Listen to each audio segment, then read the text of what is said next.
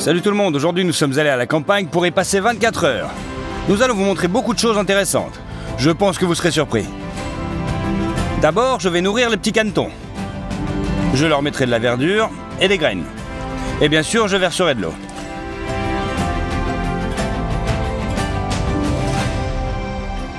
Ensuite, je nourris les poules et emmène la chèvre au pâturage pour se nourrir d'herbes fraîches toute la journée. Et pour qu'elle ne s'enfuit pas, j'attacherai la chaîne au poteau.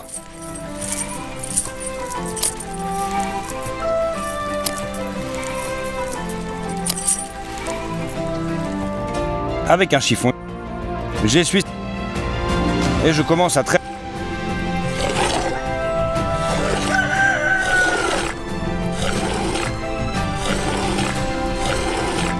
Et on a même réussi à récupérer une casserole entière de lait. Je mets un mouchoir sur le pot et filtre le lait à travers.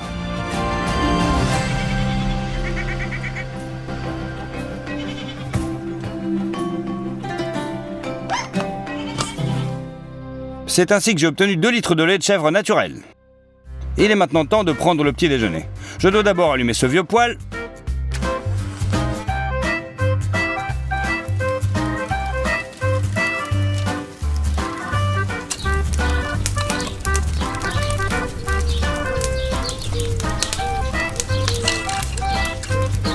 Ensuite, j'ai mis une bouilloire d'eau sur la cuisinière pour la réchauffer. Dans le jardin, je cueille de la menthe fraîche.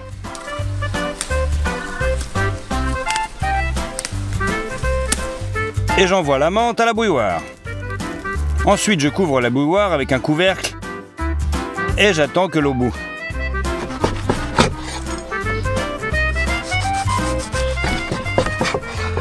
Je vais couper quelques tranches de pain et les tartiner de beurre maison. Je saupoudre les sandwichs de sucre. Ce sont des sandwichs tellement sucrés. Il est temps de retirer la bouilloire du feu et enfin de goûter le thé à la menthe.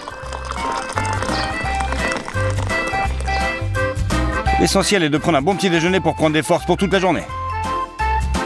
Il semblerait que mon petit déjeuner soit si simple. Du pain, du beurre et du sucre, mais comme il est délicieux, comme tous les produits sont naturels et de la plus haute qualité. Savez-vous pourquoi nos grands-mères apprécient tant le pain ? Tout le monde connaît le proverbe, le pain est le pilier de la vie. Maintenant, je vais montrer quel effort il a fallu pour l'obtenir.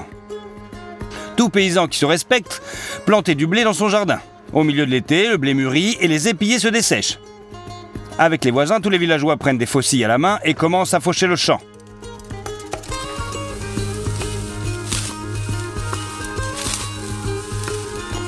Ils empilent les épillets, biseautés en tas. Ce travail est très difficile, surtout quand il faut travailler dans une telle chaleur. Le champ est donc fauché. Il reste de nombreux tas d'épillets sur le terrain. Je vais prendre 2 grappes d'épillets et les tordre ensemble pour qu'elles ressemblent à une corde. Et déjà, avec cette corde, j'attache un gros bouquet de blé. C'est ce qu'on appelle une gerbe. Ensuite, il faut étendre une bâche et mettre des gerbes 2 fois dessus. Pour battre le grain, on a besoin d'un outil spécial appelé fléau. Nous n'en avons pas. J'ai donc demandé à mon ami de le fabriquer pour nous. Je pense que vous le connaissez très bien.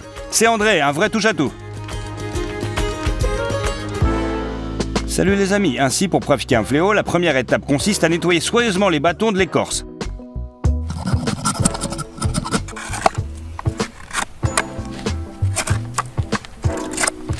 C'est prêt. Maintenant, en utilisant une telle perceuse à main, je fais des trous aux extrémités des bâtons.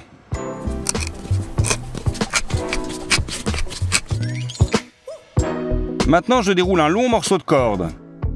Je le pilie en 2 et le tire à travers le trou du petit bâton.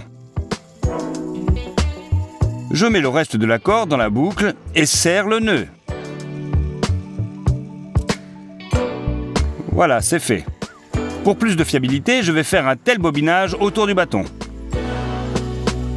Ensuite, je passe la corde à travers le trou du long bâton. Il faut mesurer la longueur de la corde et enrouler le bord d'un long bâton dans un cercle.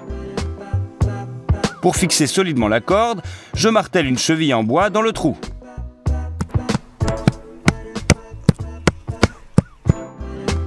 Puis je coupe l'excédent et le fléau est complètement prêt.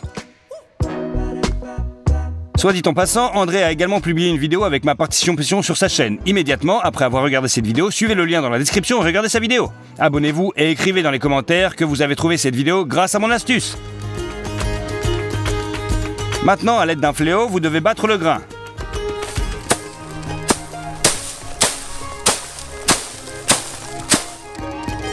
Maintenant, vous devez enlever tout excès de paille. Je pose un seau, ramasse le grain encore sale avec mes mains et commence à le verser d'une grande hauteur. Les grains sont lourds, ils tombent tout droit, mais les poussières légères et inutiles sont emportées par le vent. Ainsi, il s'est avéré un seau de grains.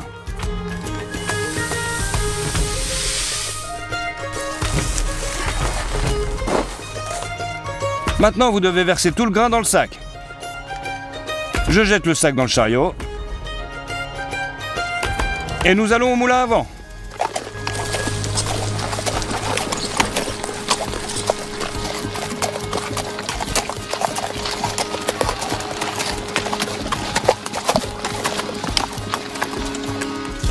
Ici, le chariot s'arrête et je vais plus loin à pied.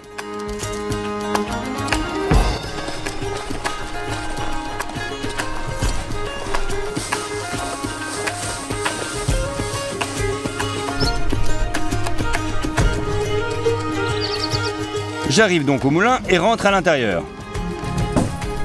Maintenant, il faut verser le blé dans le compartiment le plus proche.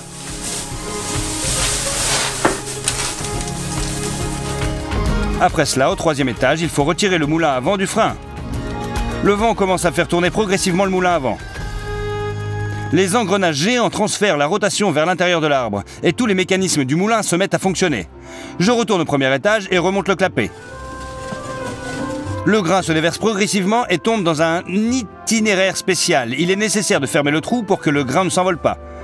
Le blé monte le long de cette route. Suivant le blé, je monte également au 2e étage. Ici, la farine tombe dans un tamis spécial qui retient tous les débris. Ainsi, seuls les grains purs restent ici. J'ouvre le volet et récupère les grains déjà tamisés dans le sac. Il faut maintenant monter d'un étage. Ici, je verse le blé dans le compartiment suivant. À l'intérieur de cette structure se trouvent des meules. 2 de ces énormes pierres plates qui tournent et écrasent le blé sous leur poids, le transformant en farine. Il semble qu'à ce stade, la farine soit prête. Mais ce n'est pas tout. La farine est envoyée au chemin de vis sans fin, le long desquels elle descend au 1er étage et est également tamisée en cours de route. Au final, je recueille la farine tamisée la plus pure dans un sac. C'est fait, nous avons enfin obtenu la farine. Maintenant, on peut enfin faire du pain. Ce sont la levure humide que je casse avec mes mains directement dans le bol. Je les remplis d'eau tiède. J'ajoute quelques cuillères de farine et pétris la pâte. Je dois attendre que la levure soit active et ensuite j'ajouterai plus de farine et une cuillerée d'huile de tournesol. Et du sel pour que le pain ait le goût plus riche. Je pétris la pâte avec une cuillère jusqu'à ce qu'elle soit épaisse. Puis commence à travailler avec mes mains. Il faut saupoudrer la plaque de pâtisserie de farine et former un ovale. À partir de la pâte, et la placer sur une plaque à pâtisserie. Un peu de farine sur le dessus et couper le long. Voilà, maintenant le poêle. Elle est très vieille. Nos grands-mères cuisinaient dans celle-ci. J'allume le poêle.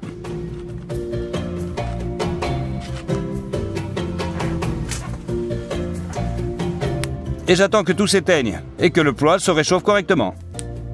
Je pousse les charbons sur les côtés.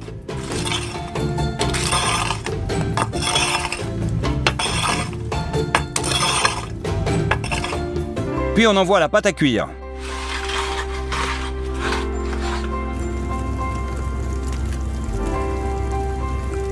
Il faut fermer le poêle pour que la charlotte ne sorte pas. Après une demi-heure, je sors la plaque à pâtisserie avec une pelle. Regardez quelle belle miche de pain! Je pense que vous comprenez maintenant pourquoi le pain était considéré comme le produit le plus précieux. Après toutes ces préparations, j'ai sali ma chemise. Auparavant, 2 appareils étaient utilisés pour ramener les vêtements à la normale. C'est un fer à repasser et une planche à repasser. Je frotte ma chemise avec du savon à lessive. Ensuite, il faut le frotter sur le tableau. Rincer, tordre. Et on la suspend pour la sécher. Ensuite, il faut mettre le fer à repasser sur le poêle pour le réchauffer et attendre qu'il se réchauffe pour repasser la chemise. Le processus est très long. C'est sûr que les gens de cette époque ne pouvaient que rêver d'une machine à laver, d'un fer à repasser moderne et bien sûr du catalogue électronique. Vous souvenez-vous du lait de chèvre que nous avons fait ce matin? La crème s'est déjà accumulée sur le dessus. Je vais la récupérer avec une cuillère et les transférer dans un bocal. Si vous laissez le crème reposer, elle deviendra encore plus épaisse. Il est très facile d'en faire du beurre. Pour ce faire, je vais utiliser une telle baratte à beurre. Elle se compose d'une barotte sous forme de jarre, d'un couvercle d'un bâton, avec une telle rondelle à la fin. Je verse un demi-litre de crème tiède dans une baratte, mets le bâton à l'intérieur, je ferme le couvercle et commence à fouetter.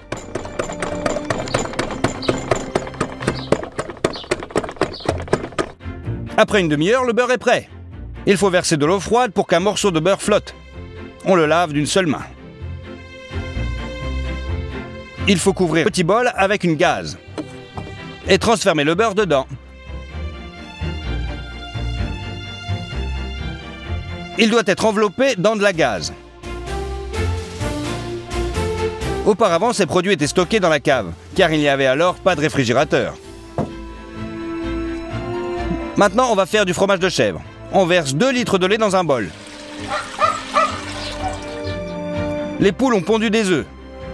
Je les prends et casse 6 morceaux dans un bol.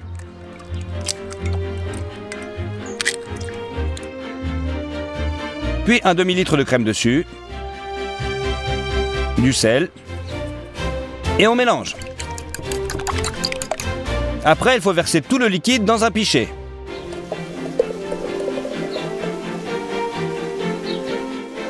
Lorsque le lait bout, versez-le dans un mince filet. En même temps, remuez constamment.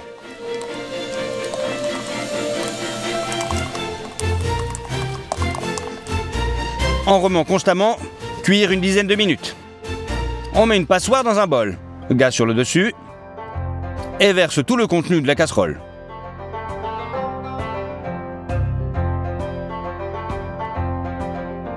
On prend la gaze,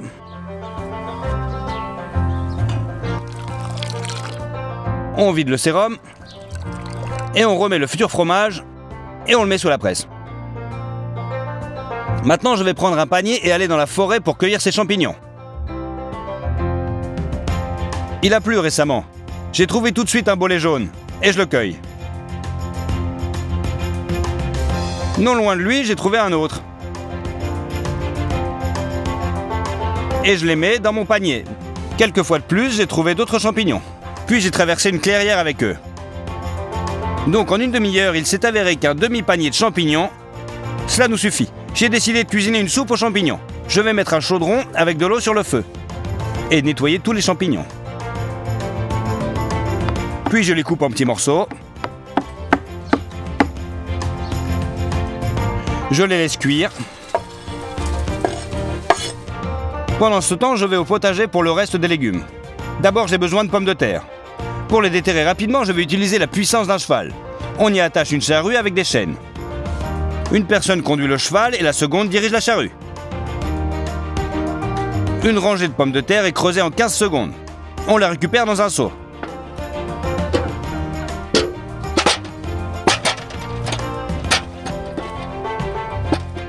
Ensuite, on déterre un oignon.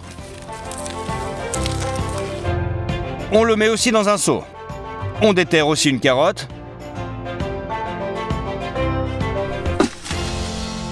Et quelques têtes d'ail. J'ai également décidé de cueillir de l'aneth.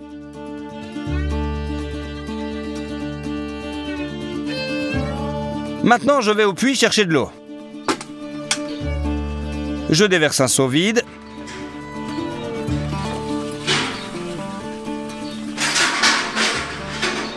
Et je l'élève, mais plein cette fois.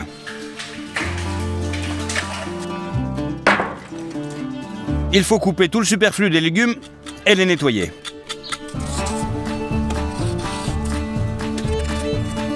Puis transférer les légumes dans une énorme passoire. Remplir avec de l'eau et bien rincer les légumes. Rincer à nouveau. Voilà, c'est prêt. D'abord, on prend des pommes de terre. Et on les coupe en petits morceaux.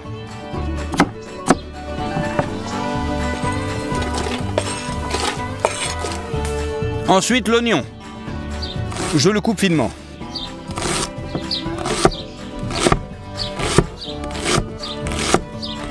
Et l'envoie dans la marmite.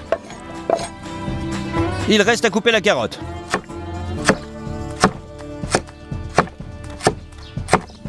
Et le mettre dans la soupe, du sel, et bien sûr mélanger. Voilà, c'est prêt. Il faut le laisser refroidir maintenant.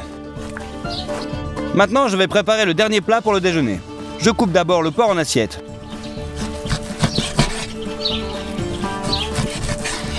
Puis à travers, je vais prendre 3 pommes de terre. Et les couper dans les mêmes morceaux. Puis écraser la gousse d'ail avec un couteau, hacher finement.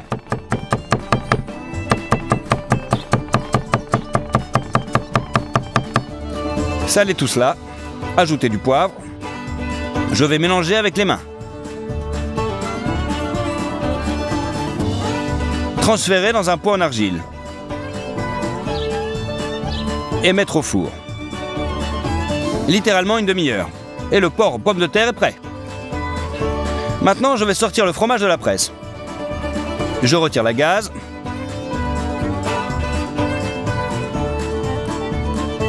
Et je coupe en fines tranches.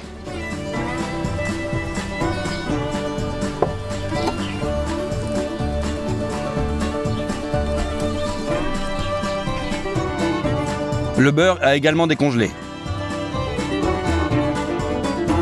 On met la soupe sur la table. On remplit les assiettes.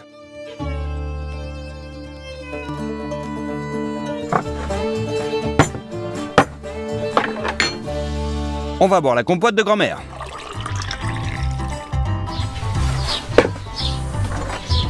Il ne reste plus qu'à mettre une cuillerée de grand-mère dans la soupe.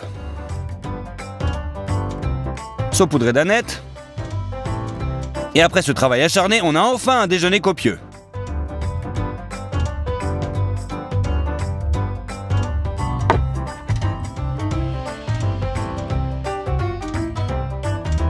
Tout est très bon. Je pense que ceux qui ont passé au moins une fois l'été chez leur grand-mère à la campagne me comprendront. Avant qu'il fasse nuit, j'ai décidé d'aller au jardin pour cueillir des baies. Tout d'abord, j'ai cueilli des framboises rouges.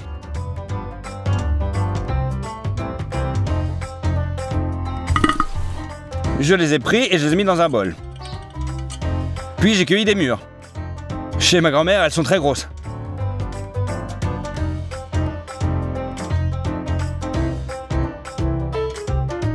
Mettez des likes si vous avez aussi cueilli des mûres dans votre enfance et qu'ensuite vos mains étaient peintes en violet. Je verse les baies dans un autre bol. Ensuite, je recouvre toutes les baies de sucre. Je les mets sur le poêle. J'écrase les baies avec une spatule.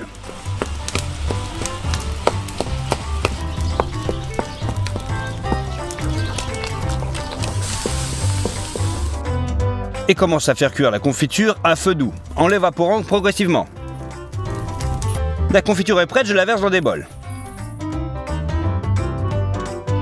Il semble que cela ne suffit pas. J'ai donc décidé de rendre visite à mon voisin, qui a son propre rucher. Il m'a vendu un pot de miel. Je vais le verser dans un bol. Et je mettrai avec une cuillère en bois spécial. Il reste à faire des crêpes. Pour ça, je casse 3 œufs dans un bol. J'ajoute du sucre, du lait, du beurre. Je mélange tout.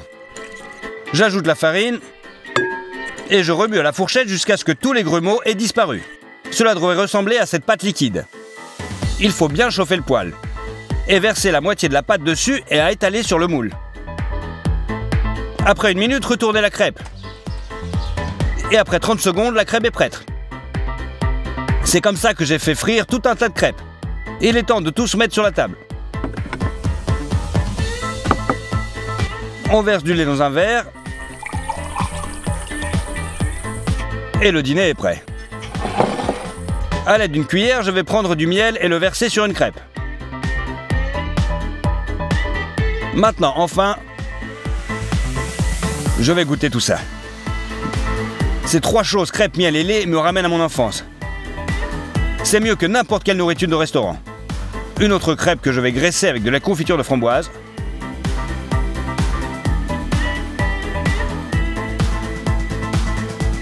C'est aussi incroyablement délicieux. Je dois également goûter la confiture de mûre. Aussi très savoureux. J'espère que vous avez appris beaucoup de choses intéressantes en regardant cette vidéo. Écrivez dans les commentaires si vous voulez que je retourne la 3e partie de la vidéo. Si cette vidéo reçoit beaucoup de likes et de commentaires, c'est-à-dire que cela vous intéresse, je vais faire une autre série de vidéos dans ce format. Assurez-vous de partager cette vidéo avec vos amis.